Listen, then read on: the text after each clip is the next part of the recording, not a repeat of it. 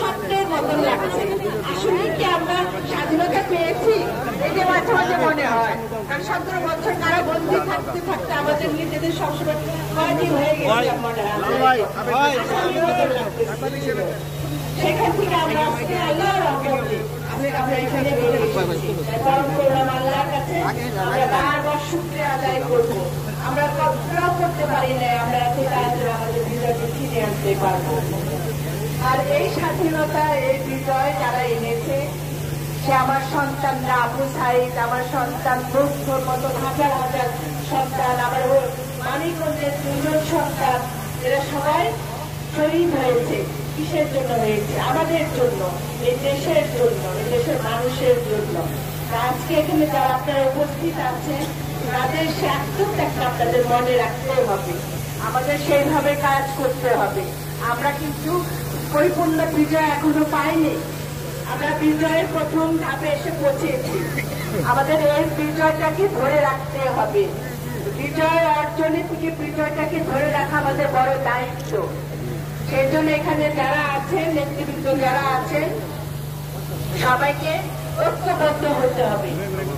মূল একটাই কথা, আমাদের ঐক্যবদ্ধ হয়ে আমাদের ব্যক্তিগত দ্বিধাদ্বন্দ্ব ভুলে যে আমরা সবাই একসাথে কাজ করব। আমরা কে কত বড় নেতা তা প্রমাণ দেওয়ার কোনো দরকার নাই। আমরা সবাইকে চিনে ফেলেছে, সবাইকে চিনে ফেলেছে। আমার বাবা বলতো আমি এখন এক্সরে মেশিন হয়ে গেছি। এখন আমি আমার বাবার মতন কাজ করতে করতে এক্সরে মেশিন হয়ে গেছি। মানুষকে আমি এখন চিনে ফেলেছি। এর জন্য আমি আপনাদের অনুরোধ করবো, আপনারা কোনো দরকার নাই, ধাক্কাধাক্কি করার আপনারা মাথা দেখা সামনে আসার চেষ্টা করে না। ধাক্কাধাক্কি দরকার নাই। প্রত্যেকটা মানুষকে আমরা জানি কে কোন সময় কখন কাজ করেছে, দলের জন্য কারা ত্যাগ করেছে, প্রত্যেকটা মানুষকে আমরা জানি। আমরা সেইভাবে তাদের মূল্যায়ন করব। এখানে অনেক অনেক বিগত সময় কিছু মানুষ আছে, তারা মনে এখন আফসোস করতেছে যে আমরা লোক করতে চাই আমাদের কি ক্ষতিটা হয়েছে। আল্লাহ ধৈর্য ধারণ করতে বলছে। আল্লাহ কিন্তু আমাদের সবাইকে বলছে ধৈর্য ধারণ করো, ধৈর্য। এর জন্য আমি আপনাদের সবসময় একটা কথা বলি, ধৈর্যশীল হওয়ার চেষ্টা করেন, সহনশীল হওয়ার চেষ্টা করেন, তাহলে আল্লাহ আমাদের লক্ষ্যতে পৌঁছাবে। আমরা যদি অস্থির প্রকৃতির হই, আমরা যদি লোভে বশবর্তী হই, আমরা যদি দুর্নীতি পরায়ণ হই, আমাদের কিন্তু কোনো লাভ হবে না। এই সরকার কিছু কাজ করেন, আমাদের শিক্ষা নিতে হবে, আমাদের শিক্ষা নিতে হবে।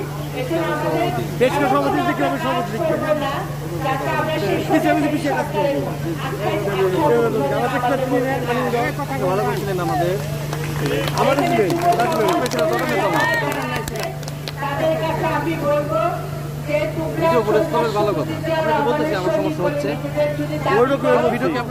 সত্যতাকে ধরে রাখার চেষ্টা করবে, তার আদর্শটাকে ধরে রাখার চেষ্টা করবে। আমাদের মাননীয় চেয়ারম্যান মহোদয় জনাব তারেক রহমান অনেক কষ্ট করে, এতটা বছর উনি কষ্ট করে বিদেশে থেকে তার বলিষ্ঠ নেতৃত্ব দিয়ে আমাদের এই দলটাকে ধরে রেখেছে। তার নির্দেশ মতো তোমরা চলার চেষ্টা করবে। আজকে আমরা এখানে কেন এসেছি? আজকে উনি আমাকে নির্দেশ দিয়েছেন যে আপনি আপনার এলাকায় যান, জনগণকে প্রশ্ন করেন, হিন্দু সম্প্রদায়ের যারা আছে তাদের প্রশ্ন করেন তারা কেমন আছে। আমি সেই তাদের দেখার জন্যই কিন্তু আজকে এসেছি। আজকে কোনো সভা মিছিল মিটিং এর জন্য আসা হয় নাই। প্রত্যেকটা মানুষকে আজকে আমরা পাহারা দেবো। আপনারা যারা এখানে আছেন, আমাদের সামনে যারা দাঁড়িয়ে আছেন, তারা সব পাহারাদারের ভূমিকা পালন করবে। কিছুদিন পরে হয়তো আমাদের থানা কানুন হয়ে যাবে। আমি বলবো, আপনাদের অনুরোধ করবো, প্রশাসনিক কাজে যারা এখন আসবেন, যারাই আসুক, বিগত সময় যদি যারা ছিল তারা আসবে, নতুন কেউ আসবে, সবাইকে নিয়ে কাজ করতে হবে। আপনারা দেখছেন যে প্রশাসন না থাকলে চুরি ডাকাতি কিভাবে বেড়ে গিয়েছে। এখন আমাদের এই এলাকার নাগরিক হিসাবে আমাদের দায়িত্ব হবে প্রশাসনকে সহযোগিতা করা। আপনারা যারা এখানে আছেন, বারবার অনুরোধ করছি, বারবার নির্দেশ দিচ্ছি, আপনারা সেই দায়িত্ব সঠিকভাবে পালন করার চেষ্টা করবেন।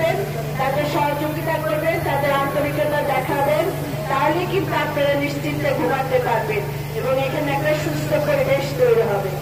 যদি কারোর নামে কোনো চাঁদাবাজি রিপোর্ট আসে আমার কাছে, আমি যদি কোনো ভিডিও ফুটেজ পাই যে কেউ চাঁদাবাজি করছে, দোকানে চাঁদাবাজি করছে বা ভাঙচুর করছে বা কেউ গরু নিয়ে আসছে, কেউ ছাগল নিয়ে আসছে বাড়ি থেকে, যদি আমার কাছে রিপোর্ট আসে, দলের যদি কেউ হয়ে থাকে তাকে দল থেকে বহিষ্কার করে দেওয়া হবে।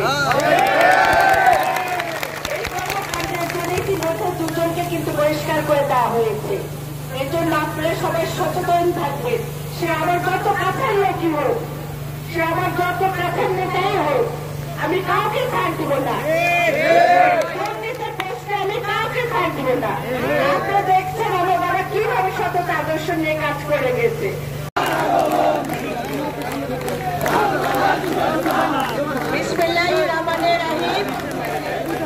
আমার হরিরামপুর বা উপস্থিত হরিরামপুরবাসী ভাই ও বোনেরা, আসসালামু আলাইকুম।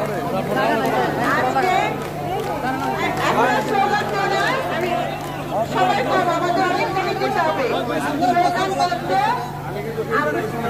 আজকে আমরা কোন সমাবেশ করার জন্য, আজকে আমরা আসছি সাধারণ মানুষের পাশে দাঁড়ানোর জন্য। আজকে আমরা এসেছি সংগ্রামী ভাই ও বোনেরা,